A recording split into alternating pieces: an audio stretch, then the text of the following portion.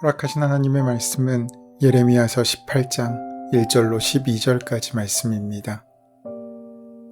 여호와께로부터 예레미야에게 임한 말씀에 이르시되 너는 일어나 토기장이의 집으로 내려가라. 내가 거기에서 내 말을 내게 들려주리라 하시기로 내가 토기장이의 집으로 내려가서 본즉 그가 농로로 일을 하는데 진흙으로 만든 그릇이 토기장이의 손에서 터지매 그가 그것으로 자기 의견에 좋은 대로 다른 그릇을 만들더라. 그때 여호와의 말씀이 내게 임하니라. 이르시되 여호와의 말씀이니라. 이스라엘 족속아, 이 토기장이가 하는 것 같이 내가 능히 너희에게 행하지 못하겠느냐. 이스라엘 족속아, 진흙이 토기장이의 손에 있음 같이 너희가 내 손에 있느니라. 내가 어느 민족이나 국가를 뽑거나 부수거나 뭐라로 할 때에 만일 내가 말한 그 민족이 그의 악에서 돌이키면 내가 그에게 내리기로 생각하였던 재앙에 대하여 뜻을 돌이키겠고 내가 어느 민족이나 국가를 건설하거나 심으려 할 때에 만일 그들이 나 보기에 악한 것을 행하여 내 목소리를 청종하지 아니하면 내가 그에게 유익하게 하리라고 한 복에 대하여 뜻을 돌이키리라. 그러므로 이제 너는 유다 사람들과 예루살렘 주민들에게 말하여 이르기를 여호와의 말씀에 보라, 내가 너희에게 재앙을 내리며 계책을 세워 너희를 치려 하노니 너희는 각기 악한 길에서 돌이키며 너희의 길과 행위를 아름답게 하라 하셨다 하라. 그러나 그들이 말하기를 이는 헛되니 우리는 우리의 계획대로 행하며 우리는 각기 악한 마음이 완악한 대로 행하리라 하느니라. 유다 백성에 대한 죄와 심판에 관하여 지적하던 예레미야에게 하나님께서는 토기장이의 집으로 내려가라고 하십니다. 하나님께서는 예레미야에게 토기장이의 집으로 가서 당신의 말씀을 기다리라고 하십니다. 말씀대로 그는 도자기를 만드는 집으로 내려가 구경을 하면서 하나님의 말씀을 기다립니다. 물레에 흙덩이를 얹어놓고 그릇을 빚어가는 모습은 참으로 아름답습니다. 예레미야가 토기장이 집으로 가서 보았던 광경이 바로 그렇게 그릇이 만들어지며 토기장이가 일을 하고 있는 모습이었습니다. 일을 준비하는 것도 아니고 일을 다 마친 것도 아니고 또 일을 하다가 잠시 쉬고 있는 것이 아니라 토기장이가 자신의 일에 집중하여 몰두하고 있는 모습이었습니다. 여기서 하나님께서는 무엇을 보여주고 싶어 하셨겠습니까? 하나님은 우리를 위하여 항상 일하고 계시다는 것입니다. 내 삶의 처절한 문제를 보면서 나만 씨름하고 나만 이를 위해 괴롭고 애쓰는 것 같지만 나의 하나님, 우리 가정의 하나님은 지금 이 순간도 우리의 모든 것을 위하여 일하고 있으신 것입니다. 그 모습은 참으로 아름답습니다. 빚는 과정도 손놀림도 그 손놀림에 따라 드러나는 진흙의 모습도 예술입니다. 아무런 형체도 없던 진흙 덩어리가 점점 더 형체를 갖춰가는 모습도 경이롭습니다. 그 일에 집중하고 있는 장인의 모습도 아름답습니다. 그래서 넋을 잃고 바라보게 됩니다. 그렇게 넋을 잃고 구경하고 있을 때 하나님의 말씀이 예레미야에게 임했습니다. 이 모습을 통해서 가르침을 주시는 것입니다. 6절 말씀에 이스라엘아, 내가 이 토기장이와 같이 너희를 다룰 수가 없겠느냐? 나 주의 말이다. 이스라엘 백성아, 진흙이 토기장이의 손안에 있듯이 너희도 내 손안에 있다. 토기장이 손안에 있는 진흙, 이 이미지를 한번 상상해 보십시오. 저와 여러분은 진흙 덩어리라는 것입니다. 창세기 2장에서 잘 그려져 있듯이 우리 인간은 진흙에서 나왔고 또 진흙으로 돌아갑니다. 때로 인간이 대단한 것처럼 여겨지지만 진흙 덩어리만도 못하다는 자각을 우리는 할 수 있어야 합니다. 그래서 마지막 인생을 다하는 순간 성경은 인간을 티끌에 비유하기도 합니다. 티끌은 이제 먼지같이 부서지는 존재이지만 시작하는 진흙 덩어리는 무언가 될 수 있는 가능성의 존재입니다. 토기장이는 진흙으로 그릇을 빚다가 잘 안되면 다른 그릇을 만들기도 합니다. 그것은 흙마다 가지고 있는 성질이 다르기 때문입니다. 모든 흙이 다 같은 것은 아닙니다. 흙을 많이 만져본 사람들은 하나같이 흙은 살아있다라고 말합니다. 진흙이라고 해서 다 같은 진흙이 아니라는 것입니다. 진흙마다 성질이 있고 성깔이 있고 취향이 있습니다. 토기장이의 손길을 따라 잘 움직여주는 진흙도 있지만 잘 길들여지지 않은 진흙도 있습니다. 그래서 그릇을 만드는 과정에서 제일 중요한 과정이 흙을 고르게 또 곱게 빻아 반죽을 만드는 과정이라고 할 수 있습니다. 토기장이의 손에 잘 맞는 진흙의 반죽을 만들어야 좋은 그릇을 빚을 수 있다는 것입니다. 자신의 고집을 드러내는 것이 아니라 토기장이의 솜씨를 드러낼 수 있게 자신을 맡길 수 있는 진흙이 좋은 그릇이 될 수 있습니다. 어느 유명한 건축가가 있었습니다. 그에게 많은 사람들이 자신의 집을 설계해달라고 찾아옵니다. 그중 상당수의 사람은 이미 자신이 설계도를 그려와 이렇게 저렇게 해달라고 그 요구를 내놓는다고 합니다. 최고의 건축가를 찾아와서 자기가 만들고 싶은 모양을 그저 요구만 하고 있을 때 건축가의 마음은 참으로 안타깝습니다.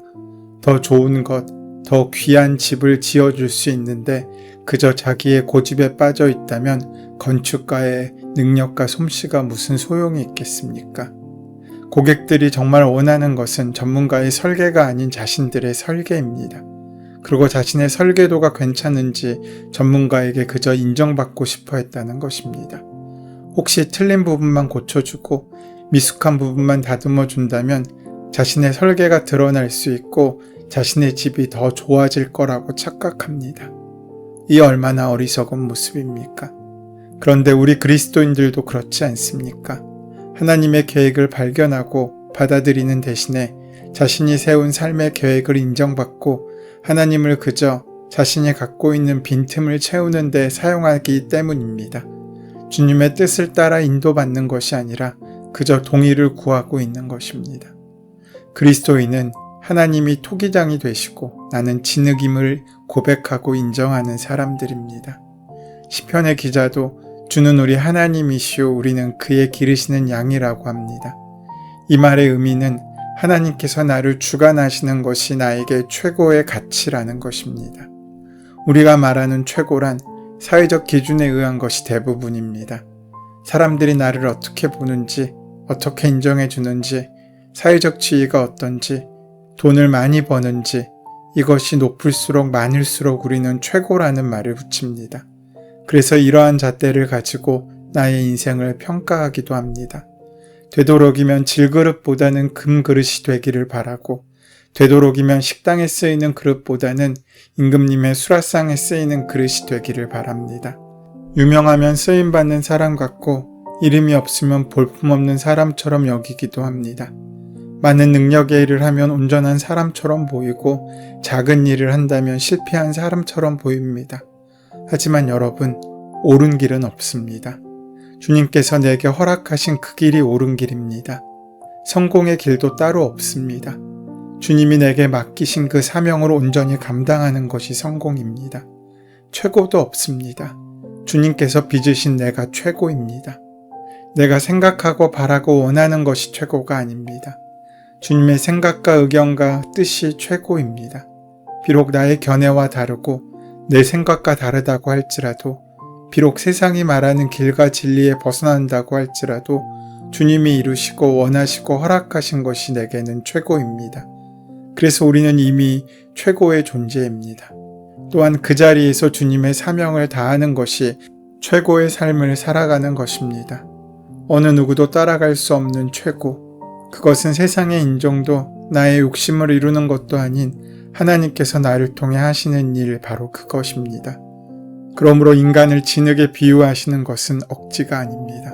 분명 하나님께서는 인간에게 자유의지를 주셨습니다. 하지만 그것은 내 멋대로 살라는 것이 아닙니다. 하나님은 인간이 로봇처럼 조종하는 대로 움직이는 존재가 되기를 원치 않으셨습니다. 또한 동물처럼 주어진 본능에 따라 하나님을 섬기는 차원에 머물기를 원치 않으셨습니다. 하나님께서는 인격적인 교제를 우리와 원하신 것입니다. 다른 선택을 할 수도 있지만 하나님이 좋아서 하나님을 섬기기를 기대하신 것입니다. 그래서 자유의지를 허락하셨습니다.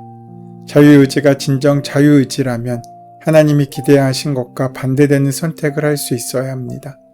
하나님은 우리가 그 선택을 할 수 있게도 하시지만 하나님을 선택하고 그분의 연인이 되기를 원하신 것입니다. 토기장이는 산이나 들에서 진흙을 퍼다가 곧바로 반죽을 만들지 않습니다. 자연 상태 그대로의 진흙은 너무나 거칠고 흠도 많고 불순물도 많이 섞여 있기 때문입니다. 그 상태로는 진흙 반죽을 만들기도 어렵고 그릇으로 빚어지기는 더욱더 어렵습니다. 토기장이는 퍼온 흙을 망치로 빻아서 고운 가루로 만들고 물과 반죽하여 채로 쳐서 불순물을 제거합니다. 그런 다음 오랜 시간 동안 숙성시켜야만 찰진 흙 반죽을 만들 수 있습니다. 그런 반죽이어야만 토기장이의 손길에 따라 온전히 빚어질 수 있습니다. 그래서 진흙 덩어리가 작품이 되기 위해서는 장인의 손길에 따라 그만한 정련의 과정이 필요한 것입니다. 하나님을 만나기 전 우리는 야산에서 굴러다니던 흙덩이와 같습니다. 어떤 흙덩이는 돌처럼 굳을 대로 굳어져 버렸고 어떤 흙덩이는 돌멩이와 뒤엉켰고 또 어떤 흙덩이는 자풀과 죽은 나무 가지에 섞어버렸습니다. 자유의지를 잘못 사용함으로 인해 하나님의 손길을 따라 춤출 수 없는 상태가 된 것입니다. 제 고집대로, 제 욕심대로, 제 생각대로 살아가는 것에 더 익숙해져 버린 것입니다. 토기장이는 자신이 원하는 그릇이 나오지 않을 때 그것을 버리는 것이 아니라 다시 반죽하여 그릇을 새롭게 만듭니다. 그것은 하나님의 주권적인 결정에 의한 것입니다. 이러한 모습을 통해 하나님은 하나님이 누구신지 유다 백성이 어떤 위치에 있는지를 알려주십니다. 토기장이가 심혈을 기울여 그릇을 빚는 것처럼 하나님께서는 당신의 백성들을 조심스럽게 다루시며 더 아름답고 온전하게 빚고 계시다는 사실을 우리는 인정해야 합니다. 때론 죄 속에 빠져 있거나 또한 삶의 여러 문제로 아프고 힘들 때도 있지만 하나님께서는 그런 우리를 버리지 않으시고 우리 심령을 어루만지시며 하나님께서 원하시는 온전한 모습에 이르기까지 우리를 빚어주십니다. 유다 백성이 심판의 말씀을 듣고 돌이켜 회개하고 순종하면 그들은 구원을 얻고 새로운 존재로 재창조될 수 있었을 것입니다. 하지만 반대로 불순종하면 그들은 결국 망할 수밖에 없음을 경고하고 있습니다. 이스라엘뿐만 아니라 세상의 모든 민족과 개인, 모든 것이 결국 하나님의 절대적인 주권 아래 있음을 강조하고 있는 것입니다. 그래서 6절에 너희가 내 손에 있음이라 라고 말씀하신 것입니다. 우리가 살아가는 삶 속에서 문제의 파도들이 몰아치면 우리는 이를 헤쳐나가기 위해 온갖 노력을 다합니다. 그러다 끝내 그 문제의 파도에 휩쓸리거나 좌절하게 됩니다. 그러나 오늘 말씀의 강조점은 하나님의 손이 우리를 붙잡고 있다는 사실입니다. 하나님의 손에 거할 때 위로가 됩니다. 하나님의 손에 거할 때 힘을 주십니다. 그래서 하나님의 손에 거하는 사람은 문제를 만나고 어려움을 만날 때 좌절하고 낙심하는 것이 아니라 유연하게 대처할 수 있으며 그 문제가 더 이상 나를 주관하지 않도록 나를 지킬 수 있습니다. 하나님께서는 심판을 계획한 민족이 만약 회개하고 악한 길에서 돌아서면 하나님은 그 심판을 중단하신다는 것을 알려주십니다. 반대로 복을 주시기로 계획한 민족이 만일 악을 행하여 불순종하면 하나님께서 그들에게 베풀기로 약속하신 복을 내리지 않으시겠다고도 하십니다. 하나님께서 예레미야를 통해 토기장이 비유를 말씀하신 까닭이 무엇입니까? 사람들아, 나는 토기장이 있고 너희들은 진흙이다 라는 이 사실을 알리는 것입니다. 왜냐하면 인간들이 하나님을 토기장이로 알지 않고 자신들을 진흙으로 생각하지 않기 때문입니다. 그런데 이것을 누구에게 하시는 말씀입니까?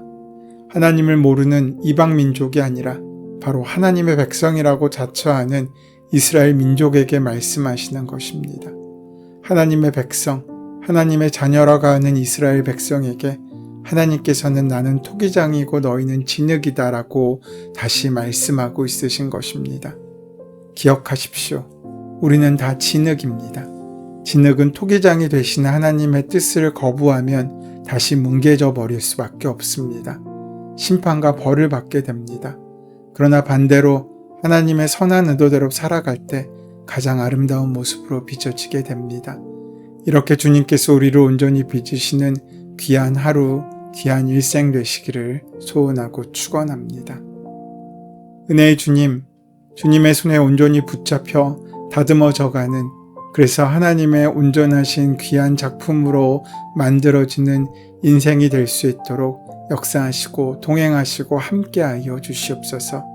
예수님의 이름으로 기도드립니다. 아멘. 이제 오늘 이 아침 우리에게 허락하신 오늘 본문의 말씀이 지금 나에게 주신 하나님의 말씀으로 만나지기 위하여 본문의 말씀을 깊이 묵상하시고 함께 기도하는 시간 가지도록 하겠습니다. 함께 기도합니다.